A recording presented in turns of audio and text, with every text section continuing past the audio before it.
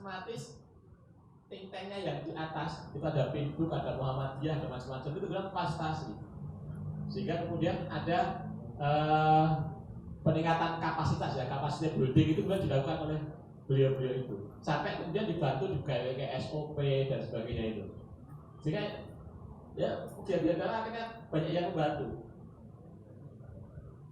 karena orientasinya adalah dakwah, maka kemudian yang bantu banyak, bahkan itu yang bantu itu orang-orang berkelas itu, jangan dikira tidak berkelas itu.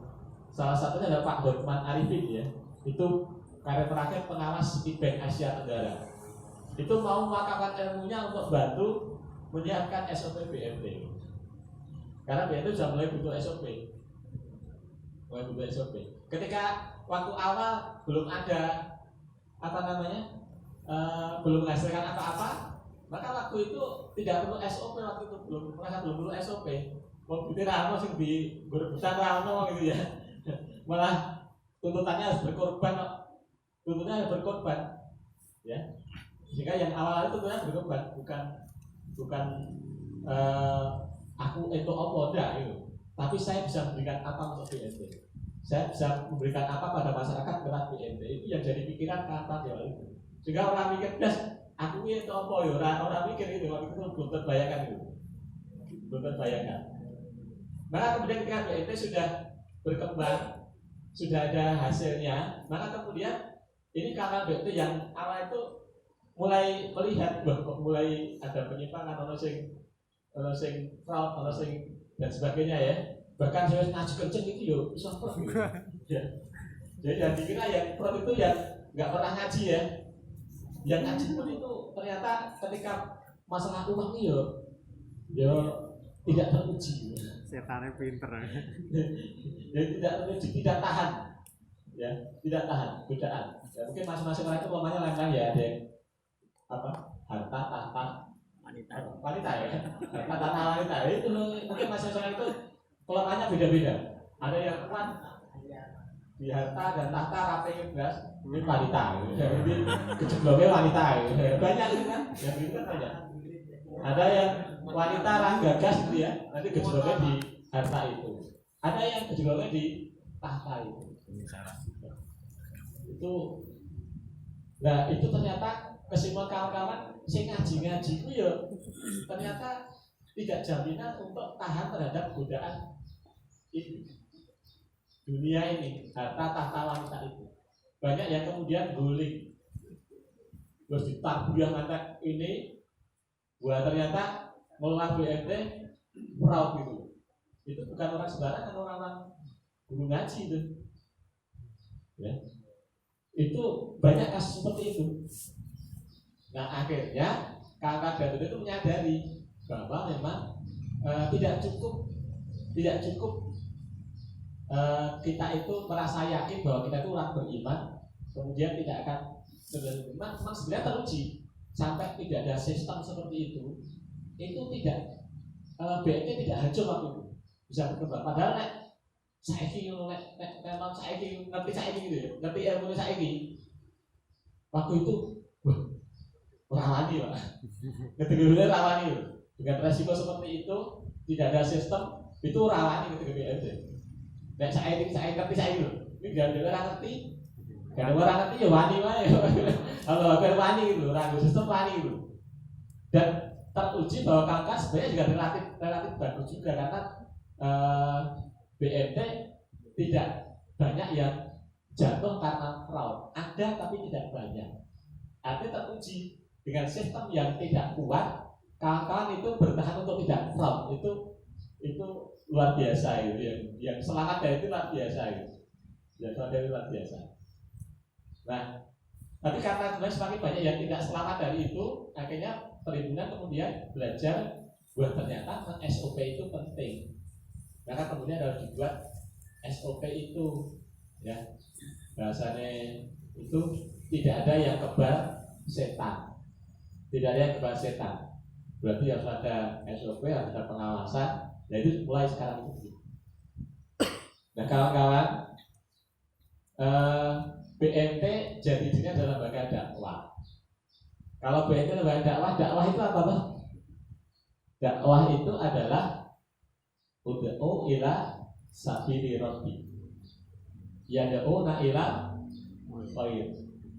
Wa ya'muruna bil ma'ruf wa yanhauna 'anil munkar. Nah, itu jadi itu sebenarnya dalam rangka itu. Dalam rangka mengajak kepada ila sabili rabbi, kepada jalan Tuhan. Kepada yad'una ila khair, kepada al khair. Apa al khair? Apa sabili rabbi? Apa siratal mustaqim, ya. Nah, itu sebenarnya yang tujuan adanya BMT itu sebenarnya mengajak ke sana. Mengajak pada Allah, mengajak pada al khair, amar ma'ruf nahi munkar. Dan kemudian dakwah mengajak manusia itu dengan yang kita kenal dengan beberapa metode, ya. Ada yang bilhal, ya, yang Ustaz pasti tahu, ya. Bilhal maksudnya, ya. Jadi berdakwah dengan amalnya, dengan perbuatannya. Kemudian yang berdakwah dengan ngomong, gitu, ya.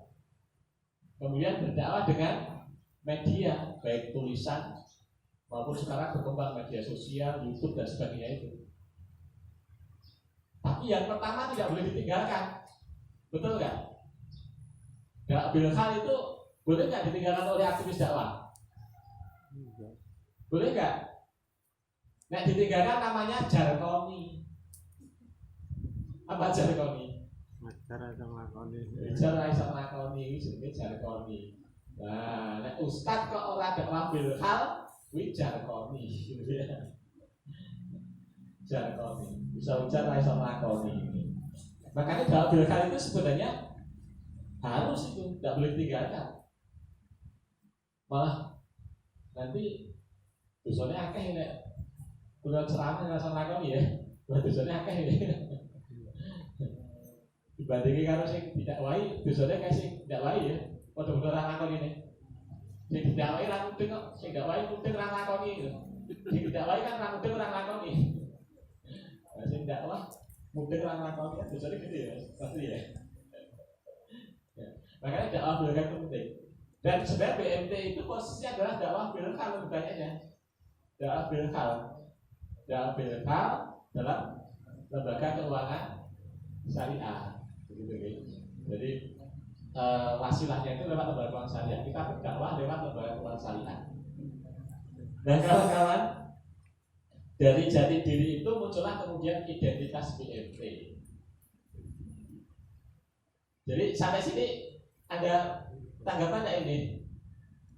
Apa yang ada di benak kawan-kawan ketika saya menyatakan bahwa BMT jati dirinya lembaga dakwah, bukan lembaga bisnis? Kira-kira apa yang ada di benak? Wah, gelo aku. Tidak menggunakan BMT, wah bayang aku. Sebenarnya lembaga dakwah lah, orang lembaga bisnis lah. Orang kalau itu bisnis sih. Nah ini makanya yang harus kita wariskan itu, karena saya khawatir nanti setelah kita pensiun, lepas nanti, ya, otomatis harus ada yang melanjutkan. Yang melanjutkan orang mudeng nanti BMT tidak jadi lembaga dakwah, kita jadi lembaga bisnis. Maka itu kemudian kita sebagai pendiri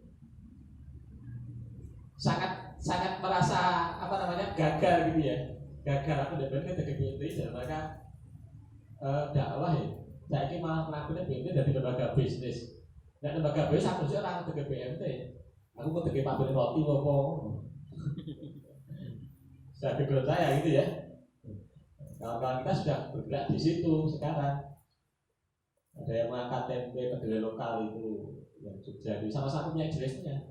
Dia mengangkat kedelai lokal sama, ya, tapi dia sesuai dengan jurusan saya, gitu, ya. Dia pengolahan tapi bahan bakunya adalah kedelai lokal, mulai dikembangkan. Karena dia punya idealisme.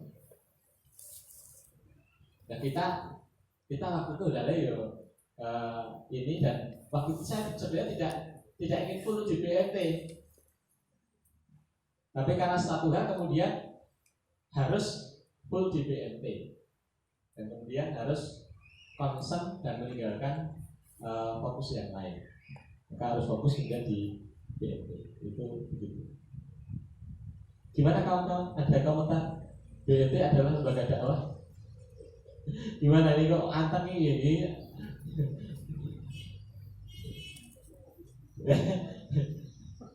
BNT lembaga dakwah bukan lembaga bisnis itu.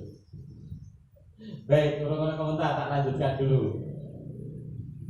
Saya nggak tahu ini Rakun tadi setuju apa jadi berudel gitu. Wah, BNT kalau lembaga dakwahnya belum tenan. Oh iya, bagus sekali ya.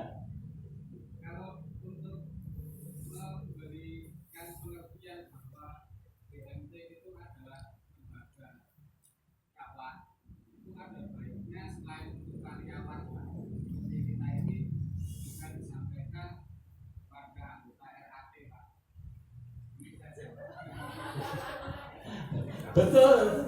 Jadi mestinya ini bukan hanya MTRT. Diawali dari karena memang sentrumnya BNT harus diakui saat ini adalah karyawan. Sentrumnya ya. Tapi harusnya kan bukan karyawan. Harusnya pengurus. Harusnya. Tapi itu idealnya. Tapi faktanya BNT itu sentrumnya karyawan. Diamankan sentrumnya karyawan dulu. Baru kemudian karyawan harus mensosialisasikan ke pengurus. Gitu ya. Karena pengurus juga ada yang mindsetnya BNT itu lembaga bisnis, bukan lembaga dakwah. Gitu. Maka kemudian ini mindset ini harus disosialisasikan. Nanti tajuknya lagi ya pengurus harus digarap bahwa ini adalah lembaga dakwah. Sebagian sudah paham dan ikut memberi pengertian bahwa BNT itu adalah lembaga dakwah. Sehingga orang tak sibuk masalah SAU gitu. Jadi ukuran-ukurannya itu bukan ya itu ukuran, tapi tidak semata-mata itu. Itu ukuran kecil bagi BNT sebenarnya. Ukuran besarnya itu BNT itu sudah memberikan manfaat apa bagi masyarakat, nambah kebaikan apa bagi masyarakat. Itu ukurannya, ukuran dari BNT. Yang guru saya itu ukuran kecil aja di BNT. Itu sebenarnya wasilah saja, bukan tujuan. BNT profit, ya, itu wasilah saja, bukan tujuan. Karena BNT tanpa profit, BNT tidak bisa sustain. Paham? Sustain. Tidak bisa berkelanjutan. Kalau BNT tidak profit, BNT tidak bisa berkelanjutan. Rasa gaji karyawan, rasa dan lain sebagainya. Tapi itu sebenarnya wasilah saja, bukan tujuan. Tujuan BNT itu adalah memberikan kemanfaatan sebanyak-banyaknya. Ideologinya adalah khairun nas anfa'uhum linnas. Itu. Jadi ideologi BNT itu khairun nas anfa'uhum linnas. BNT akan mengabaikan kalau bisa memberikan manfaat sampai nilai selain lah jadi masalah itu sebenarnya nggak berhasil. Gitu ya. Ini kemudian sing ora masalah iki. Lah nek kuwi BNT bertahan. Tadi ya sikat gitu ya. Waktu itu ya. Sing mau masalah ya sikat karena BNT nek ngono BNT kok sing bermasalah gitu ya. Gitu. Ini orang baik-baik ke BNT ya. Orang baik-baik niatnya baik kemudian bermasalah ketika ini, maka tugas BNT itu ikut menyelesaikan masalahnya. BNT bermanfaat itu ideologinya begitu. Jadi makanya hati-hati nangani dulu saya di situ. Tidak nanti ya BNT kalau bedanya kalau bagian bisnis itu. Wah penting sikat itu. Ya BNT nggak begitu. Yang disikat itu yang mau masalah artinya dia menantang perang karo BNT, tapi BNT tidak boleh ini maksudnya gitu. Gitu ya.